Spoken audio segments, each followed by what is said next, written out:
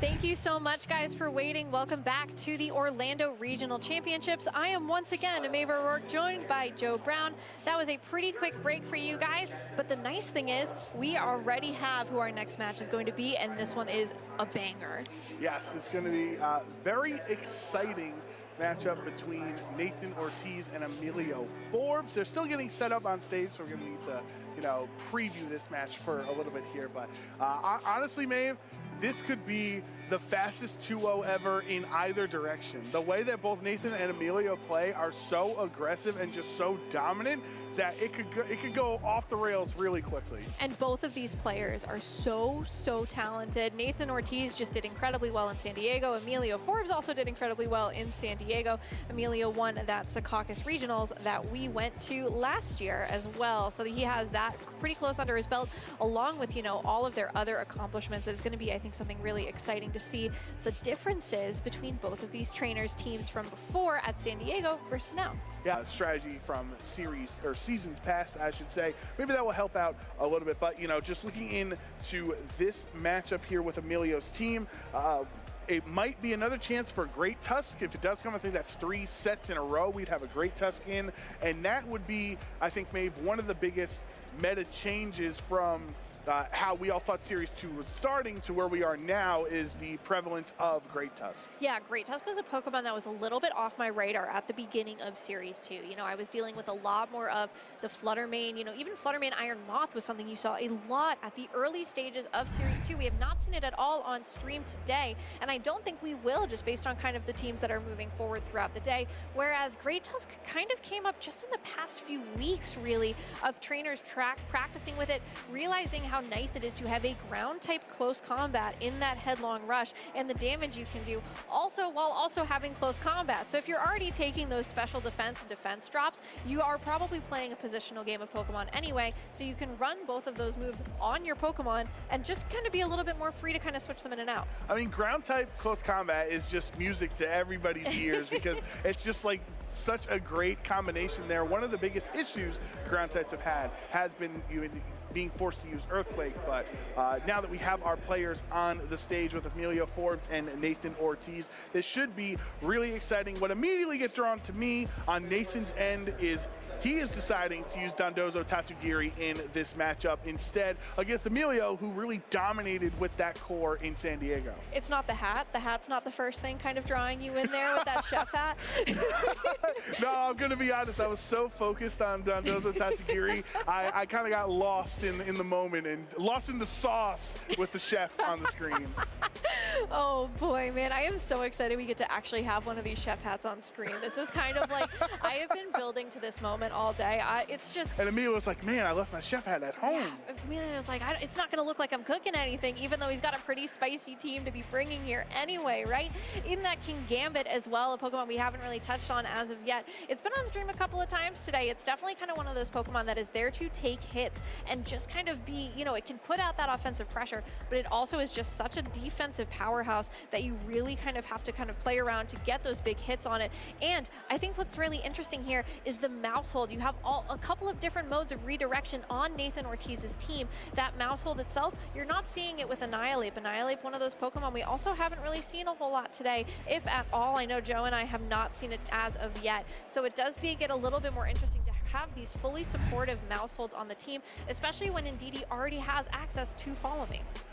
Yeah, I think that's actually pretty cool of Nathan to, like, I think the first thing you would think of if you're using 2 Pokemon that kind of fill the same role is if a trainer uses Brute Bond and Amoonguss on the same team, and you're like, all right, well, they both have Rage Powder and Spore. Do I want more offense put in with that or more defensive utility from Amoonguss? In this scenario, having Mousehold and Indeedee female on the same team, it opens your options up a lot more because I have a lot of experience with that core of Armarouge and Indeedee, and sometimes times it's 90% of the time it's your best lead, but for those 10% of matchups, it's very detrimental. And so by having Mouse Hold as another option to redirect away from the Armorers as you're trying to set up Trick Room potentially, or go for whatever you want on that side, it makes your one-dimensional strategy much more versatile. Something I think is interesting as well, right? Just taking a look at Nathan's team sheet, he actually has that Sleep Talk Tatsugiri that we had seen in San Diego and seen it kind of work to that effect, but you're not dealing with anything that's going to put you to sleep on the opposite side of the field.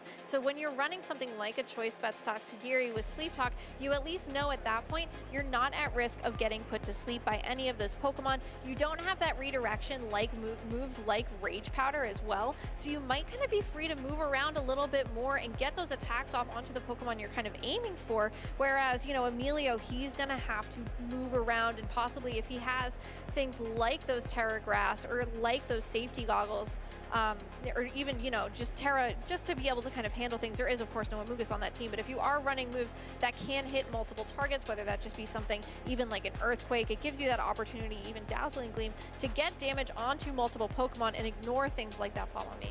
Yeah, I think when we first saw this matchup, and the thing that stood out to us was Emilio's Glamora, but the more I'm looking at it, I actually think King Gambit is incredibly valuable in this matchup as a Pokemon traditionally using Assault Vest to help against your, help with your special defense, excuse me. It's surprisingly bulky, and it feels like it's very hard, except for a close combat when you're 4 times weak to fighting. It's very hard to one-hit KO King Gambit, even with super effective attacks, like an Armarouge with Armor Cannon into your Assault Vest. It still is able to take that without helping hand help, or depending on how it's trained. So I think for Emilio, one of the best ways to handle Nathan's team, like his Indeedee, who is weak to Dark, weak to Kowtow Cleave, or, you know, or any other Dark attack it would have, and the Armarouge is King Gambit. One thing that actually feels really safe about King Gambit as well is a flying Terra Pokemon, where that Dondozo on the opposite side is carrying Earthquake as well. So not only would you get rid of your weakness to Armor Cannon by going for that flying Terra, you also make yourself immune to something like an Earthquake from Dondozo. You kind of give yourself, I think, a little bit more wiggle room when you kind of send that in and have that opportunity to Terra. You have those super effective Dark-type moves into a couple of different Psychic Pokemon on that side of the field as well. And if you're running something like Brick Break, which you're seeing a lot of them run, you can do super effective damage onto the Mouse Hold as well. Yeah, and one of the tough spots, you know, just trying to analyze more of Emilio's team with Talonflame is if Armarouge and Indeedee are able to lead and, you know, not be punished on that first turn with Talonflame, as long as Psychic Terrain, you know, is up, it's very tough to try to use some priority moves, let's say a Sucker Punch on King Gambit, or if you had a full HP Brave Bird counts as priority, obviously, because of Gale Wings, so you can't use Brave Bird into Armarouge while Psychic Terrain is up and you're full HP. There's a lot of things that, of course, Emilio is knowledgeable of, understands the interactions like this, but they still are difficult to play around if you're not prepared for it. Actually, no, it's interesting, too. I'm just taking a look over at the team sheet for King Gambit. It's not running any fighting-type moves. It is running Assurance over Kowtow Cleave. So that, I think, is a little bit interesting, too, because that is a move that you see run all of the time on King Gambit. It's something you tend to pay attention to right now. So I'm sure if you're looking, you know, if you are Nathan, you're like, okay, why Assurance? What's the game plan here? Is this something that I should be as worried about? But again, you also have things like Terra Blast and its Assault Vest. It is just a really bulky Pokemon. It is going to be hard to handle, especially. The best I can see with Assurance, which I think we actually had an Assurance in one of our prior rounds as well, is you do have Icy Wind and Dazzling Gleam from Iron Bundle and Fluttermane on the team, so you have spread attacks. This is very similar to prior Sand strategies back in the day with Tyranitar and Excadrill, where Excadrill would click Rock Slide or something like that to hit, or you know, whatever, to hit both of the opponent, and then Assurance, because it is used on something that was already been targeted, it does double damage, which means it actually does more than Kowtow Cleave. So some of those situations, especially since King Gambit is traditionally slower and going to be moving second on your side of the field, you can really secure a lot of KOs because of that double damage with Assurance. Yeah, it's something I think that's interesting, right? Because that's then a game plan that you're kind of working with, especially against a Trick Room team, right? That kind of makes it a little bit more interesting. Looks like Armor Rouge Dondozo here, though, versus King Gambit and Glamora. A lot of interesting picks right out of the gate. Yeah, so Armor Rouge and Dondozo are not next to their typical counterparts that you would see in either Tatsugiri with Dondozo or in DD female with the Armor Rouge. So what does this mean that Nathan has up his sleeve? Is he going to switch out Armor Rouge potentially into the Tatsugiri? And is Emilio prepared for this matchup? Because you would not traditionally expect to see these Pokemon paired up with each other on turn 1. Yeah, I think it definitely is a lot of, I almost want to say it's mind games. I'm sure there's a full strategy in there as well. But you put Emilio into this interesting position of, do they both stay on the field, or do you go into a weird 50-50 of seeing the opposing partner Pokemon come out?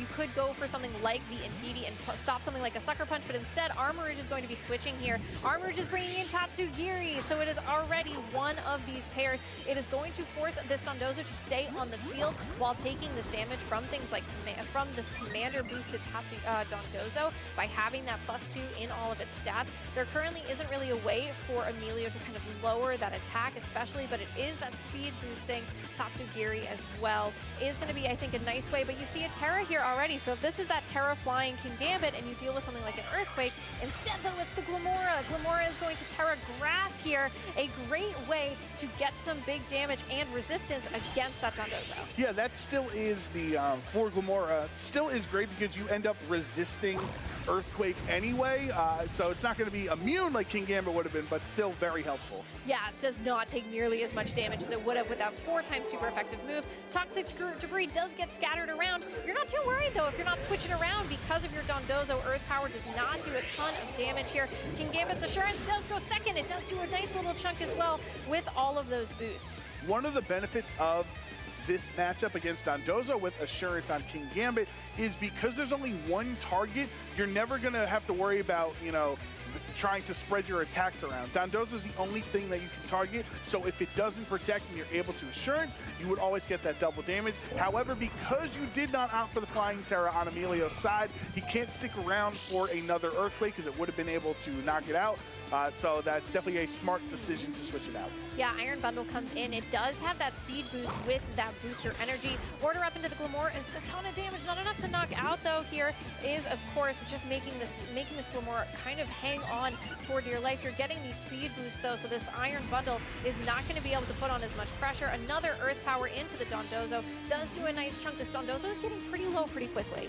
Yeah, and it is a Steel Terra Dondozo, so it's not even necessarily like it's a great Terra option for Nathan, because if you do go into a Steel type, then the Earth Powers are super effective. But if you stay as a Water type, Freeze Drives are super effective from Emilio's Iron Bundle. So that was a really smart switch in on that last turn, knowing that that slot was not going to be threatened by getting one-hit KO'd. And now you've somewhat pinned the Dondozo into a spot where you can't Terra because then the Glamora will punish you, and then if you don't Terra, then the Iron Bundle will punish you. Yeah, it might honestly make more sense to not even go for that Terra, knowing that your Dondozo is probably within range of getting knocked out in the next turn anyway, and saving it for something in the back. Iron Bundle's Icy Wind, though, will attack into this Dondozo. It does not do enough to get that knockout, but it will lower the speed. A critical hit, actually, in there as well is going to do a nice amount for helping this Dondozo. But Dondozo, thanks to that speed boost with that Earthquake, is still able to move first, is enough damage onto that Glamora easily to knock it out there, whereas the Iron Bundle still takes a nice amount of damage as well.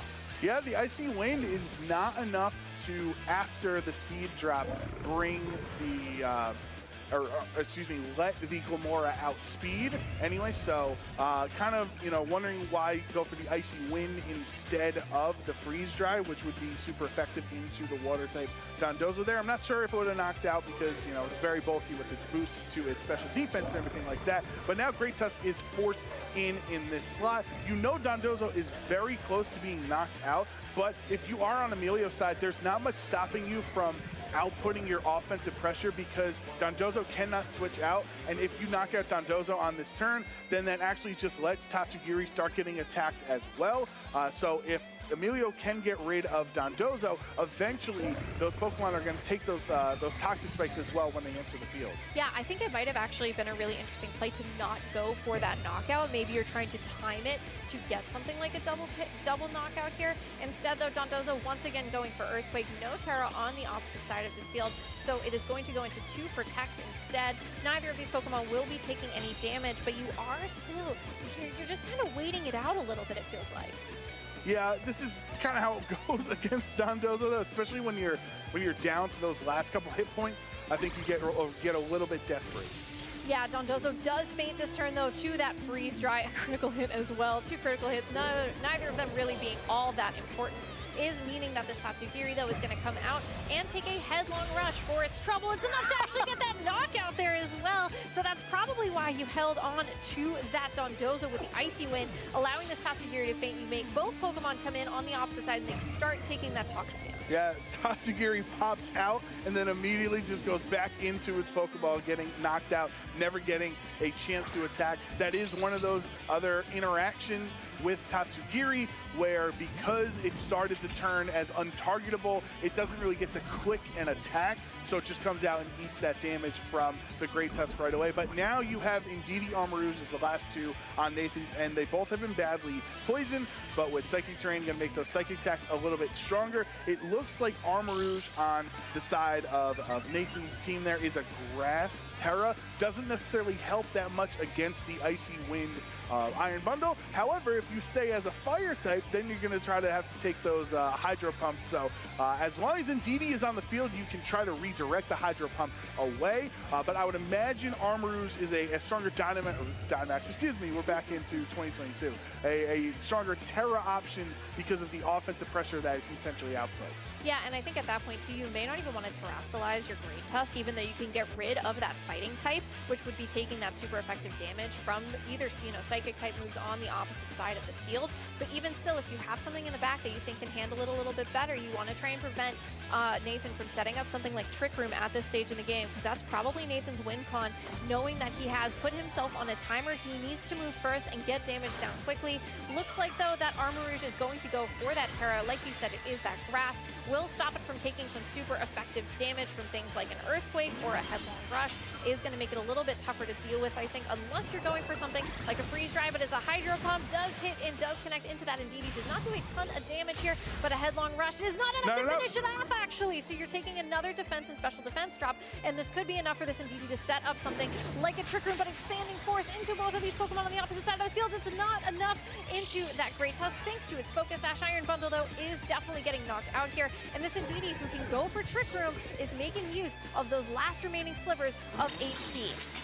Those are the 2 most common items you see of Life Orb and Focus Sash on Great Tusk, showing that this time around with the Focus Sash he's able to hang around, but once the Trick Room comes up, now you're going to be a lot slower and not going to be able to get an attack, thanks to Psychic Terrain as well. Expanding Force is a spread attack, meaning whenever Armarouge can go for an attack, it will hit into both of those slots. So with just the low health Kingambit, unfortunately for Nathan, you can't click Expanding Force into Kingambit as a dark type. It's going to be immune to that. So does Kingambit have any options of knocking out the Armarouge before Nathan can get 2 KOs onto his side? I almost wonder, right? It has not been a terrestrialization on Emilio's side. You could make the call to go for a Flying Terra and just try and, maybe stop damage from an Armor Cannon, but instead, oh, actually, never mind, it was the Gamora, but either way, it was that Iron Head into the Armarouge. Expanding Force does not affect the Kingambit, will be enough to knock out that last remaining piece of HP onto that Iron Tusk.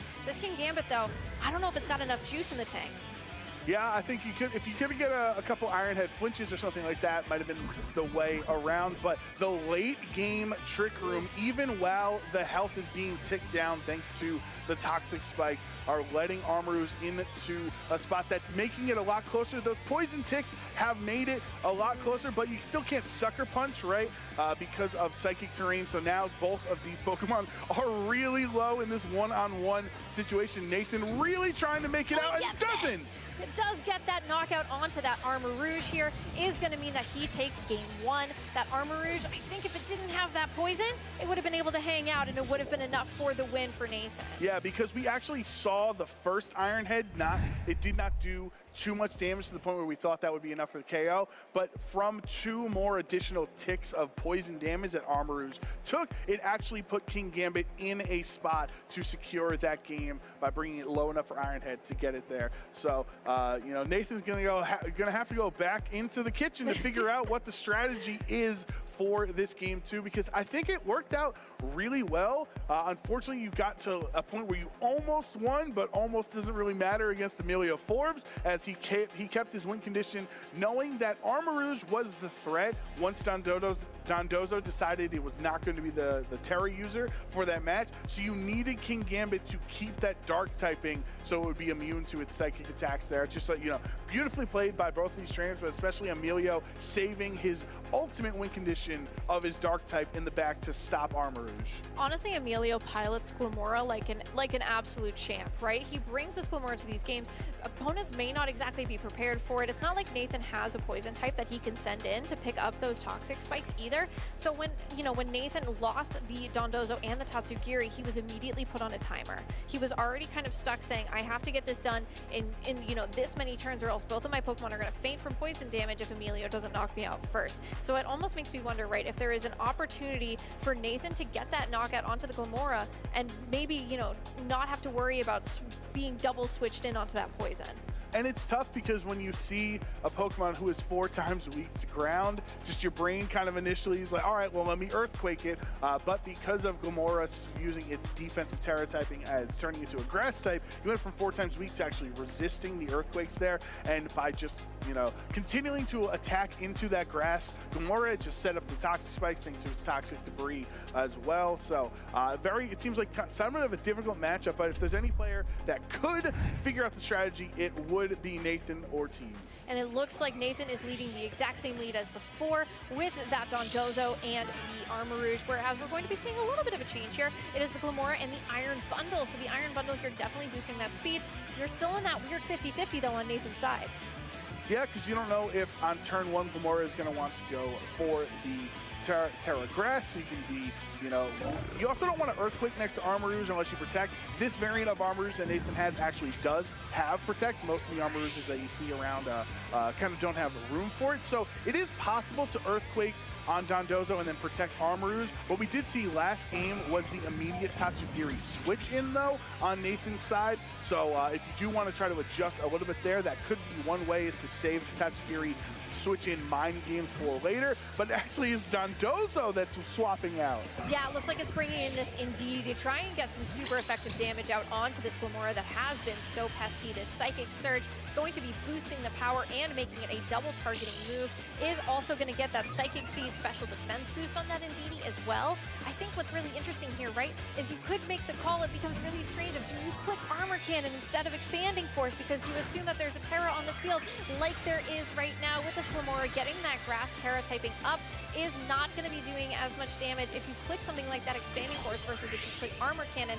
And by sending that Dondozo in the back, things get a little strange too. Armarouge though is just going to protect this turn, trying to see exactly what's going on. Iron Bundle goes for the Freeze Dry into that Indeedee. Would have been much more painful if that was the Dondozo, but another freeze from the Freeze Dry. Indeedee not going to be able to help out on those next turns. Power Gem from the Glamora is going into the Protect on that Armarouge. I told you Freeze Dry's not 10%. Everything's 50%, Joe. Am I right? Am I right? Yeah, it either freezes or it doesn't. Thank you, man. I appreciate the confidence there. But now that the Glamora is choice locked into Power Gem, Indeedee can redirect that attack away. We saw in the previous game Iron Bundle's Hydro Pump, thanks to the special defense boost that Indeedee gets by switching into with the Psychic Terrain, is not enough to knock it out. But the Armarouge Nathan's still feeling really threatened by a potential Power Gem and decides just to switch it out and save that potential Trick Room option for later. Honestly, if you're going to make your switches, now is the time to do it, because you have not set up things like that Toxic Debris.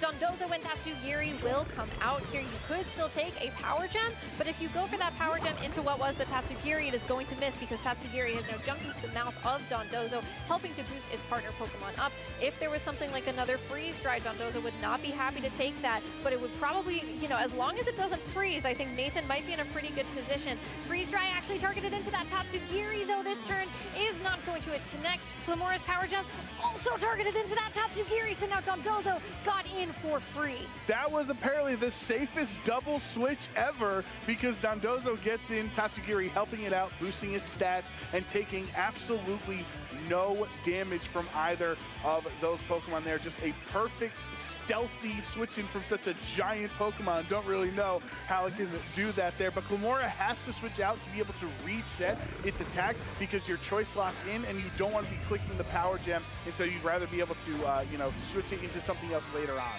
Yeah, and I think this terrestrialization here makes a ton of sense. Going for this steal onto the Dondozo, not taking damage from that freeze dry, that would be super effective. You technically kind of negate the pressure that this Iron Bundle can put out on you, even though it is still an incredibly strong Pokemon. This Icy Wind, though, is going to be a move that only does a little tiny bit of damage. It will slow you down, and you do have the speed boosting Tatsugiri in, you know, for Commander with this order up, so targeting that into the Iron Bundle is going to be a great way to keep that speed back to where it was. Order up does even that speed out, and the question is next turn with another Icy Wind, depending on how things are trained, does that allow Great Tusk to outspeed Dondozo if it's only at its +1 in its speed? But actually, you're not even going to see an Icy Wind this turn.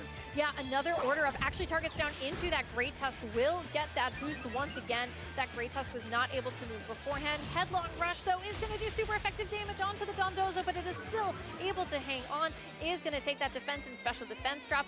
Might be interesting to see if that tries to stay in on the field.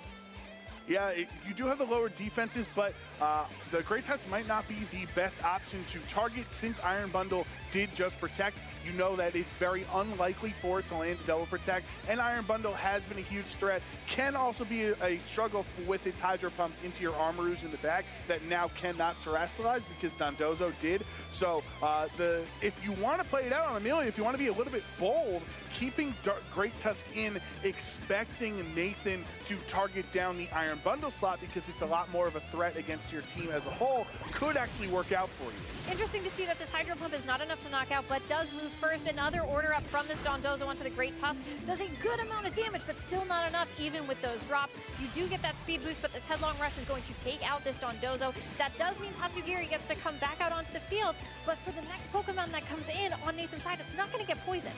Yeah, so that does actually help the Armarouge because most of the damage that was dealt to it, the catastrophic damage was done because of the poison tick, so you're not going to have that this time to actually disappear. So that was 5 quick turns, actually, a lot quicker than I expected. Now you have to bring in Didi in to reset up the terrain. You are frozen, though, have to take that risk every turn, but I do want to compliment Emilio on that last turn by keeping the Great Tusk in a spot that really looked very scary for it. He called the bait that Nathan was not going to be able to knock it out there and punished him by knocking him out with his Terra Pokemon. Yeah, and I mean, you are also facing down something that could go for an Earthquake, right? It can go for super effective damage into you. Iron Bundles freeze dry into this Tatsugiri, super effective damage, easily a one-hit knockout there because it's not holding that Focus Sash. It was holding, I believe, those Choice Specs, if I'm not mistaken. Is also a Headlong Rush from this Great Tusk into the Indeedee. Does a good chunk of damage here. We'll have to see if this Indeedee does unfreeze this turn, though. It might happen. It does happen, actually. Indeedee thaws out this turn, goes for a Trick Room! And that is huge here for Nathan. He's going to be able to bring in his Armarouge at the best possible time. That's gigantic because now that the Trick Room went off this turn, Armarouge doesn't have to waste a turn next turn setting it up. You can just come in and take full advantage of these 4 turns of Psychic Terrain and 4 turns of Trick Room, and there's going to be tougher for Emilio to outlast this non-poisoned Armarouge this time when you have spread expanding forces to try to knock out everything on Emilio's side. Yeah, those expanding forces are going to be huge. There is no way for Emilio to get rid of this terrain besides waiting it out. and these two Pokemon are definitely in range of taking, you know, a full knockout from those expanding forces. You can go for the follow me with Indeedee as well. You can definitely kind of take some of that damage away if you want, and then if that Indeedee still ends up being around, thanks to, you know, if the Trick Room, if this is enough damage in this turn, then you could get some more damage next turn. However, Great Tusk is going to protect. It says, I am not ready yet. Indeedee instead going for a Dazzling Gleam will not target into that Great Tusk, but will target down into that Iron Bundle. It's not enough to get the knockout, even with a critical hit here. Armor Cannon from the Armorers targets into the Great Tusk, though, so you do not get that knockout on this turn. It does mean at this point that the Iron Bundle can go for another Freeze Dry into that Indeedee. That's enough for the knockout. Okay, so the Armor Cannon was a play where Nathan is still worried. Emilio has not revealed his fourth Pokemon. We can see that it's King Gambit. Nathan is also expecting that as the fourth Pokemon as well. So even though Armorers was in a really strong spot, you have to be worried about the King Gambit switching in, who is immune to Expanding Force. That unfortunately, that Armor Cannon went into Protect instead, and now Iron Bundle gets to Protect safely this turn, and you can try to wait out Trick Room. Yeah, Expanding Force is the move of choice this turn, saying I am going to go for it, is going to do that damage onto the Glamora, is going to be a great amount of damage. It's actually enough for the one-hit knockout there, which is a huge piece of information, I think, to know going forward if Nathan is able to bring this into a Game 3, because then if you have that opportunity and you make that call on that turn 1, you may be able to get that knockout. But now you're running out of time. You're running out of Trick Room turns if you're Nathan. Any turn that you use to try to Armor Cannon into the Assault Vested King Gambit is a turn that you are not damaging this low health Iron Bundle. And of course, the other way around, if you want to get rid of Iron Bundle as the threat, then King Gambit can go for a Dark Attack into your Psychic type there, like Assurance here. He's also slower than him in Trick Room too. That is a ton of damage, a critical hit, a absolutely huge amount of damage there. Expanding Force is not going to do damage onto that King Gambit. It is only going to target into this Iron Bundle. This King Gambit being slower should wrap this game up, I think, for Emilio on that next turn. Yeah, because either way, if Trick Room is up, the Assurance means you underspeed, and if not, under normal conditions, well, it knocks it off anyway, but you would have had Sucker Punch once the terrain left anyway to knock it out there. So, yeah, Emilio with a huge victory there over Nathan. That was a really fun set. He is headlong rushing through day 1 of this regionals for sure. Still undefeated. At this point, he is 7-0, I believe, which is going to be a great, a great confidence booster moving forward. You're so close to the end of the day and moving on to another top cut for Emilio, which I think after, the top cut in San Diego, he's probably thirsty for another one. I'm hungry. What everyone's cooking today. Honestly, food is the motive of the weekend. Yeah, that's so tough for Nathan because he almost kind of outplayed himself by not clicking the Expanding Force, going for the double knockout, worrying about the King Gambit switch in. So it's just, that's such a difficult position in, but that's how difficult these matches are and intense. It's like one decision difference. There's the difference between having a Game 3 here and Emilio winning that set 2-0. And it's like we talked about, it's not necessarily the wrong decision was made. He was worried about something that was absolutely a factor, which at any point King Gambit could try to switch in to the Expanding Force, but unfortunately for him, Emilio was just really not too worried about it and stayed on his win conditions and got that set 2-0. I think at that point too, if you have Emilio Forbes in your resistance, you shouldn't be too worried. That's true. At least for Nathan, he is going to be moving on X and 1, so he needs to probably win out to make his way into that top cut for tomorrow. But having Emilio Forbes in your resistance is probably a little bit reassuring because you know how good of a player he is, especially moving at the speed that he is moving at. He didn't take a loss that game that set either. So I need to check in and see exactly how he's doing on his in-game numbers throughout the day, because if he is moving at the pace that we saw just then, he is steamrolling. Yeah, I think it's really, I think Emilio is just fantastic, honestly. If he just keeps showing up to every regional and going 10-0 on day 1, that's going to be just a precedent that would be very difficult to beat. And every time we get to see him play on stream, it really is a pleasure to watch such an aggressive player like that get rewarded for that play style. Yeah, and I think it's really interesting to see him pick something that I want to call it a comfort pick, right? In that Glamora. It becomes something that fits him as a player. It's something that he knows how to work around. He clearly knows his matchups against Pokemon like Dondozo and Tatsugiri, especially because you prepped for it with Series 1. And in Series 2, it's still hanging out. It's still relevant. Indeedee Armor Rouge was also a Series 1 combination as well. It did quite a lot there, so you're also prepping for it. So I think it's interesting as well to see a team that 4 of the 6 Pokemon are both kind of these decided pairs together. Yeah, and it's tough to... I give Nathan credit for being flexible enough when you see, all right, here's my Armor Rouge and Indeedee team, and here's my Dondozo Tatsugiri team, and I'm just going to take a little spice of each of them. It's something that you don't really see too often because trainers really like to have those pairs, having those partners, those Pokemon that you know have strong synergy. So I do give him credit for switching it up by bringing like half and half. It didn't work out because Emilio, it's not, you know, it didn't catch him off guard because he knows how to play through his outs, you know, whatever the condition is. And hopefully that would be pretty cool if, you know, if Glamora can go on a run here in Orlando. Yeah, absolutely. I would love to see it continue to move up through the rest of the rankings today and continue to stay undefeated. I think Emilio is really, this past, I think, year and a half has been a great year for Emilio as a player. He is definitely focused. He wants to do well. He's got that hunger and drive. Not that none of these other players, you know, every other player does have it, but Emilio is really, you know, he's putting in a lot of work and the results are showing. So I think it's a really great testament to him, not only as a player for the mental endurance he's shown throughout the day, but also as a team builder. So I think it shows how well-rounded of a player you need to be to make it through this many rounds of Pokemon in a day. Yeah, Emilio telling that chef to hand in his apron. How many more food jokes do you think we can make today? I don't know. Maybe we get some more chef players on the stream. That would be pretty cool. I know. When can we get Chef VGC on stream? I think that's probably up there as well. That's the peak. That's the peak, absolutely.